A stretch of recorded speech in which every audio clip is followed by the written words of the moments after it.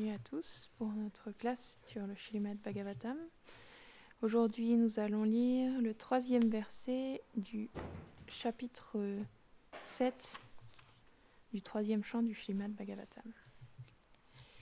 Avant de parler, j'implore les bénédictions de mon maître spirituel, de Srila Prabhupada, de toute la filiation spirituelle et de tous les dévots assemblés pour pouvoir glorifier Krishna aujourd'hui. Om Namo Bhagavate Vasudevaya. Om Namo Bhagavate Vasudevaya. Om Namo Bhagavate Vasudevaya. Om Namo Bhagavate Vasudevaya. Om Namo Bhagavate Vasudevaya.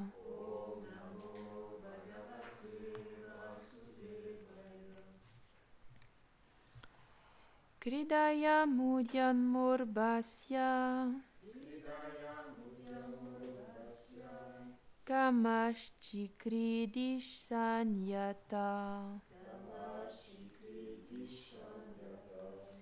Svatastriptasya Chakatam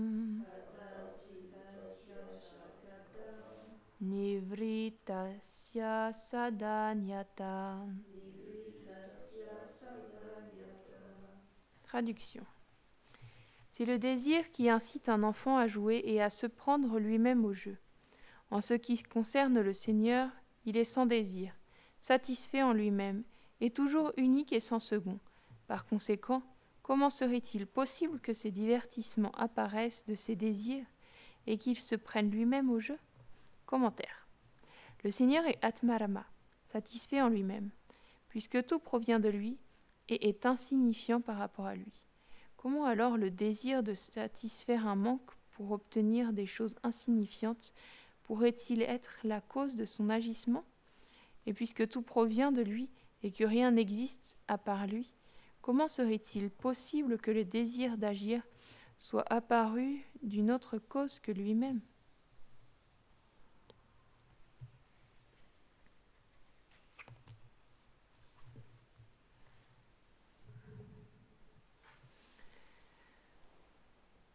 Om Agyanatimirandasya Gyananjana Sharakaya Chakshurun Miritam Yena Taismai Shri Gurave Namaha Shri Chaitanya Manobishtam Stapitam Yena Bhutale Svayam Rupa Kadamayam Dadati Svapadantikam He Krishna Karuna Sindhu Dinabandhu Jagatpate Gopesha Gopika Kanta Radha Kanta Namostute Tapta Kanchana Gorangi Radhe Vrindavaneshwari Rishabhanu Sute Devi Pranamami Hari Priye Jaya Shri Krishna Chaitanya Prabhu Nityananda Shri Harvaita Gadadhara Shri Vasadi Gora Bhakta Vrinda Hare Krishna Krishna Krishna Hare Hare Hare Rama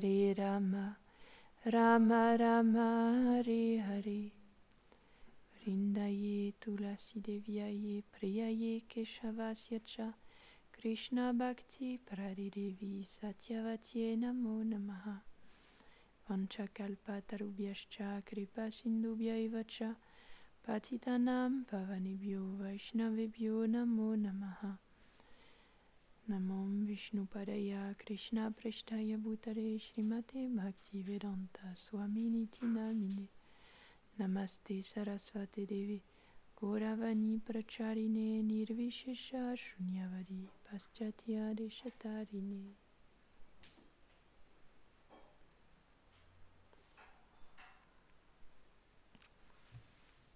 Une nouvelle question de Vidura pour Maitreya Rishi, qui est une question très importante parce que c'est vrai que c'est incompréhensible comment le Seigneur suprême, qui est complet en lui-même, il pourrait avoir des désirs. Il y a le son, mais ouais, c'est pas fort, je crois. Ouais, je crois qu'il est pas... Ouais. comment le Seigneur suprême, qui est complet en lui-même, il pourrait avoir des désirs, il peut avoir des manques. Mais en même temps, c'est ça qui est inconcevable dans le Seigneur suprême, c'est qu'il y a toutes les contradictions qui s'harmonisent en lui. Et de cette manière-là, on peut voir que quand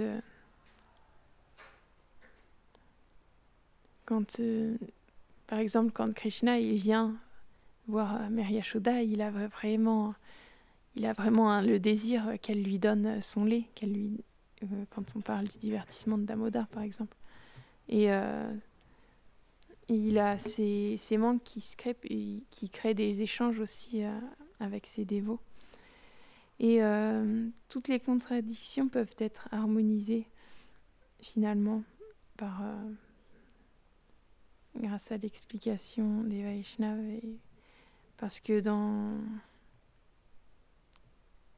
Krishna, on l'appelle l'harmoniste suprême.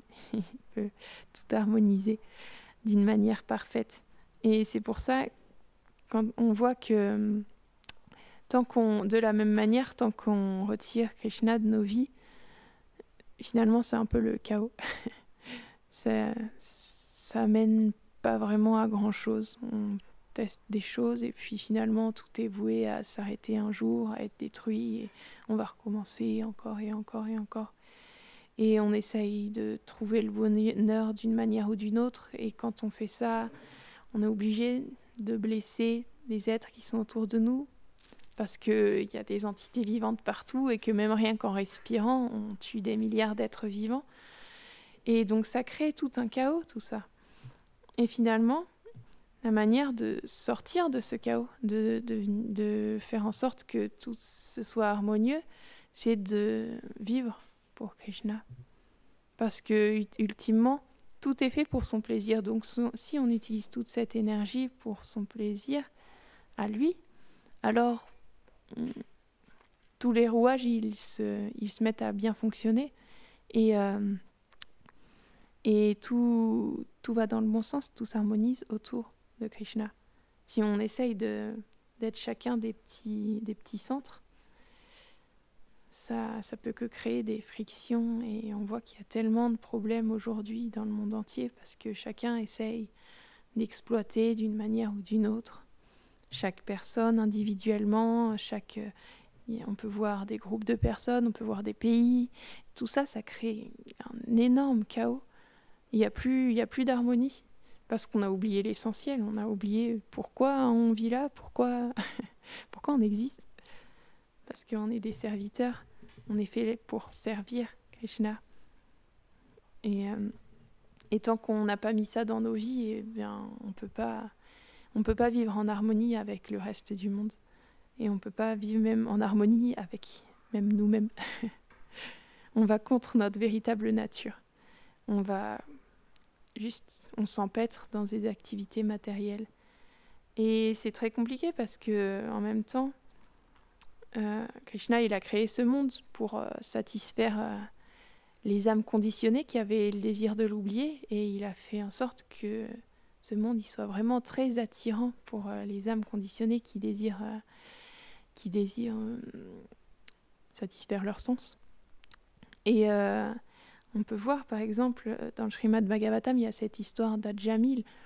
Il était dans une famille de brahmanas, vraiment une bonne famille. Et son père, il l'avait marié avec une épouse, une vraiment très bonne épouse. Et il menait une vie qui était très vertueuse,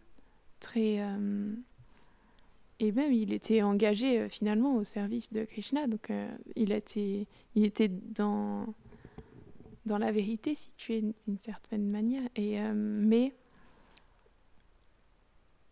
un jour, il se promenait, il marchait dans la forêt et il a vu une prostituée s'unir avec un homme très passionné, un homme de basse classe très passionné. Et ça a complètement pris son mental. Après, quand il est retourné chez lui, il n'arrivait pas à penser à autre chose. Il avait juste ça dans le mental. Et il voulait comment dire, lui aussi, il voulait avoir cette prostituée pour lui, en fait. Et donc, ce qu'il a fait, c'est qu'il a tout rejeté, sa vie, qui était vraiment idéale, il l'a complètement rejetée. Et il est allé avec cette prostituée pour l'entretenir, il a dû commencer à commettre des activités comme voler. Il a fait il est devenu un bandit pour pouvoir la satisfaire et il a commencé à avoir plein d'enfants avec elle. Mais le point, c'est que Krishna, il n'a pas oublié. parce qu'il avait eu une vie dévotionnelle avant ça et il avait eu... Et Krishna, il a fait en sorte de l'inspirer, le Paramatma dans le cœur, il a fait en sorte de l'inspirer à ce qu'il donne à son plus jeune fils le nom de Narayan. Parce que toutes ces activités-là qu'on fait pour le Seigneur, on le dit souvent, mais elles ne sont jamais perdues. Et de cette manière-là, et lorsqu'il était très vieux, il était toujours engagé avec cette prostituée, il était toujours en train de complètement illusionné par la passion qu'il éprouvait pour elle. Parce que c'est pas parce que la vieillesse vient que... Des fois on se dit ça, oui, quand je serai âgé, je pourrai m'abandonner plus facilement. Il y a une histoire comme ça que Srila Prabhupada il a raconté, que c'était un sage qui est venu vers un roi et il lui a parlé du service de dévotion. Il lui a dit... Il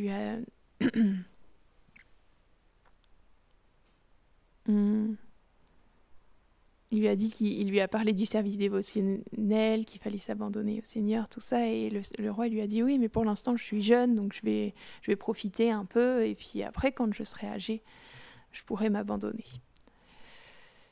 Et le sage lui a dit « D'accord, mais viens. » Il lui a dit de venir avec lui. Il lui a dit « Mais prends ta jeune fille avec nous. » Et c'était une jeune fille qui était... elle était très belle, la fille du roi. Et elle est venue avec le sage et le roi. Et ils sont allés dans un endroit, ils sont rentrés dans une salle. Il y avait un homme qui était allongé sur un lit. Et il toussait, il était plein de mucus.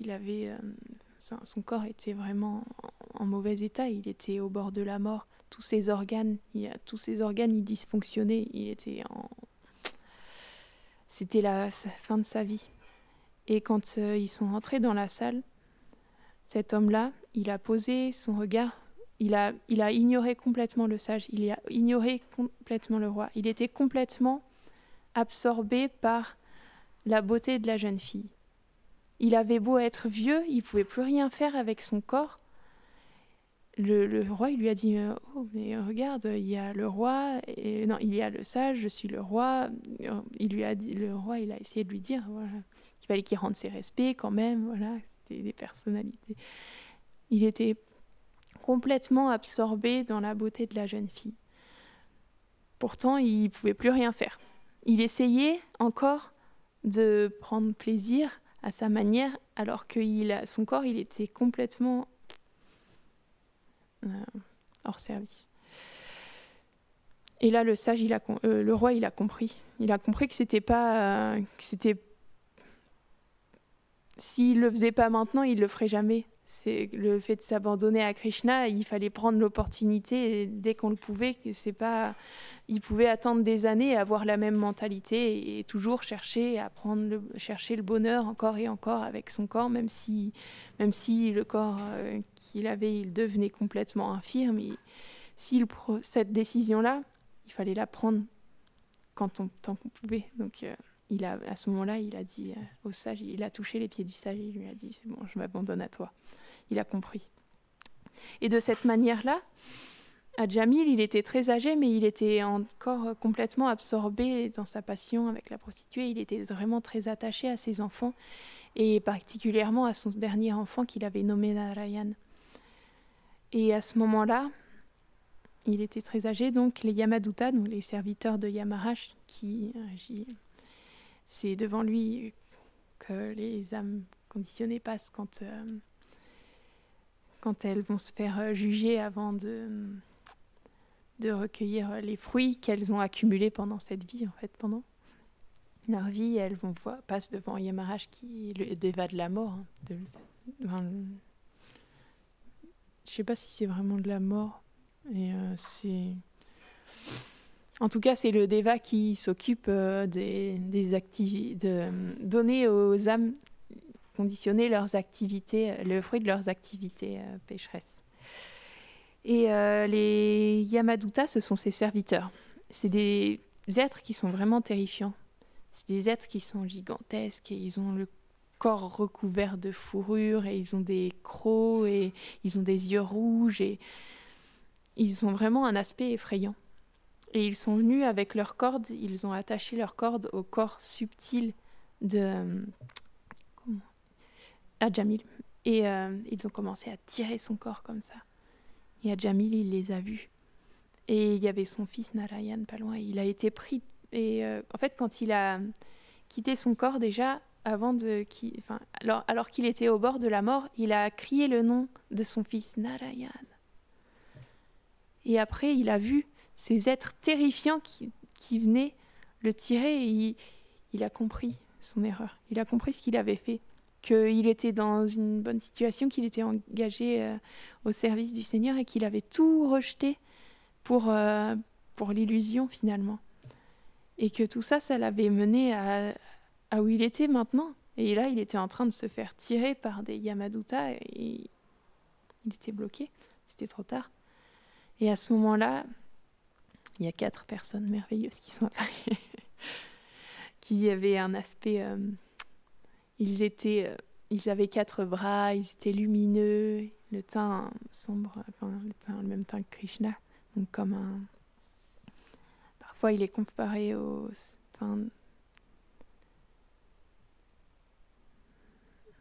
C'était des serviteurs de Vishnu, c'était des Vishnudutta, donc Vishnu il est aussi comparé, son teint comme un saphir parfois ou comme un nuage de pluie.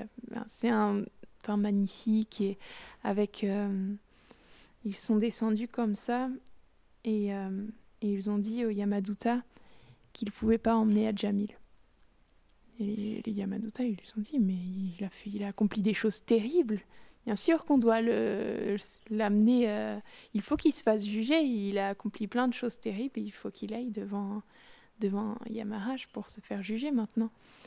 Et les Vishnudutta, ils ont expliqué que non, c'était pas comme ça, parce qu'il avait prononcé le nom de Narayan au moment de sa mort, et du coup, ils avaient aucun pouvoir sur lui, parce qu'il avait pris refuge dans le Seigneur au moment de sa mort. Et ils étaient tellement puissants, ils ne leur ont même pas laissé le choix, ils ont chassé les Yamaduta comme ça. Et les Yamaduta, ils étaient complètement perdus parce qu'ils voyaient ces personnes qui étaient tellement puissantes et ils avaient toujours cru que Yamaraj, c'était le Seigneur suprême. Pour eux, Yamaraj, c'était leur Seigneur suprême parce qu'ils étaient complètement dévoués à lui et ils étaient ses serviteurs. Ils ne s'étaient pas posé...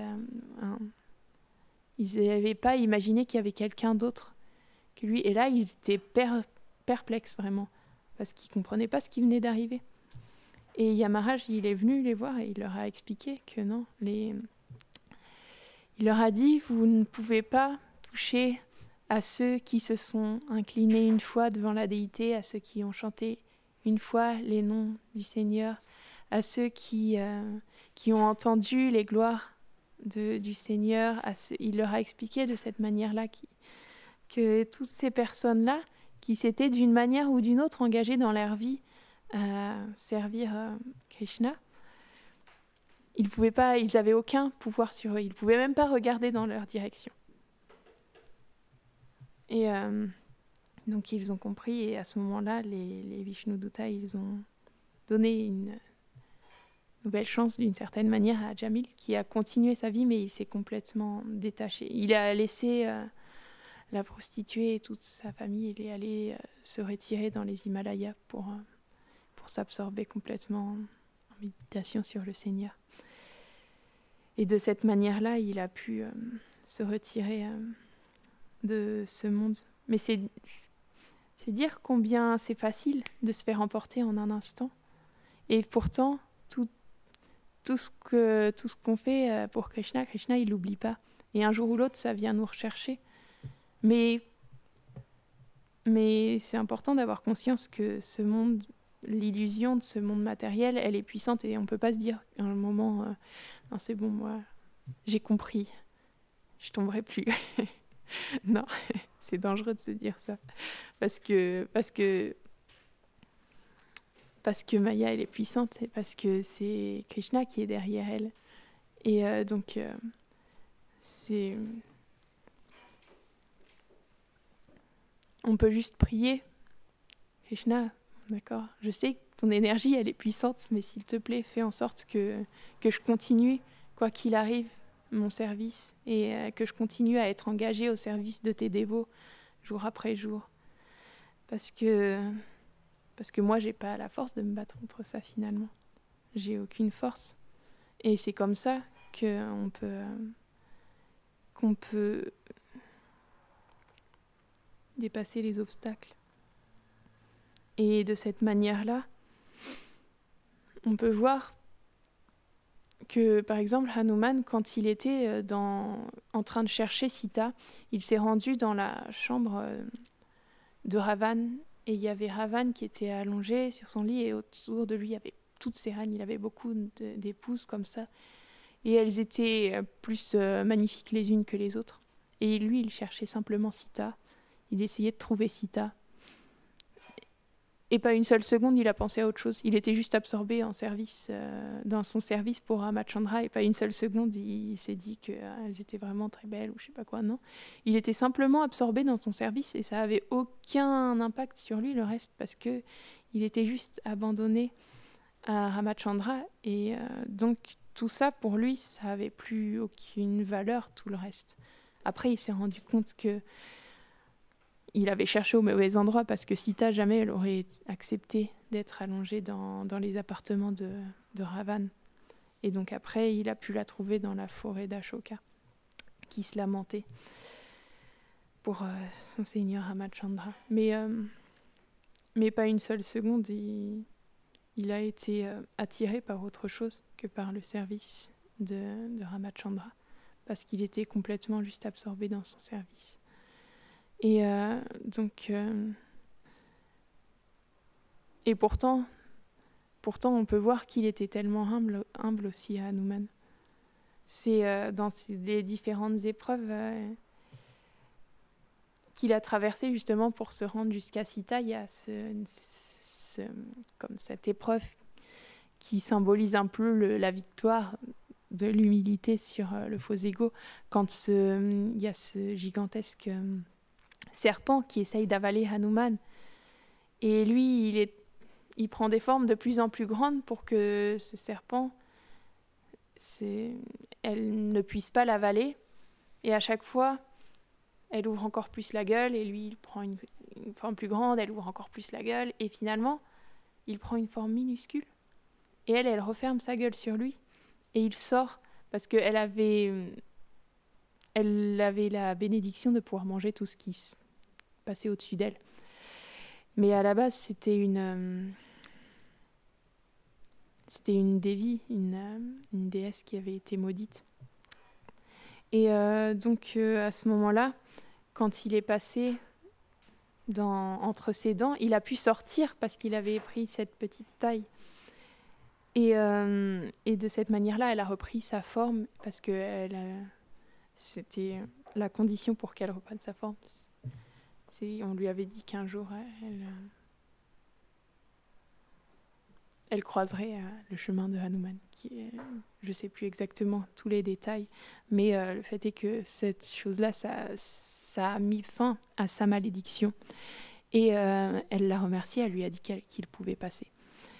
Et donc, de cette manière-là, cette gueule qui s'ouvre toujours plus grand, c'est comme l'orgueil qui essaye toujours de prendre toute la place, le faux ego, on essaye. Et puis finalement, Hanuman, comment il fait pour la vaincre ? Il prend une forme minuscule. Il s'incline. Il lui dit, bon, c'est bon. J'ai accompli ton désir, ta bénédiction. Maintenant, je suis passée dans ta gueule. Maintenant, laisse-moi passer. Et c'est ça qui l'a libérée, elle. C'est parce qu'il a agi de cette manière-là qu'elle a aussi été libérée de cette condition de serpent. On peut voir à quel point ces qualités, finalement, elles permettent même, elles sont même bénéfiques non seulement à Hanuman, mais à tous ceux qui l'entourent. Et de cette manière-là, il peut aider tous les êtres qui sont autour de lui, même les êtres qui sont hostiles envers lui. Il peut les aider. Et donc, pour en revenir à ce que je disais au début, à propos de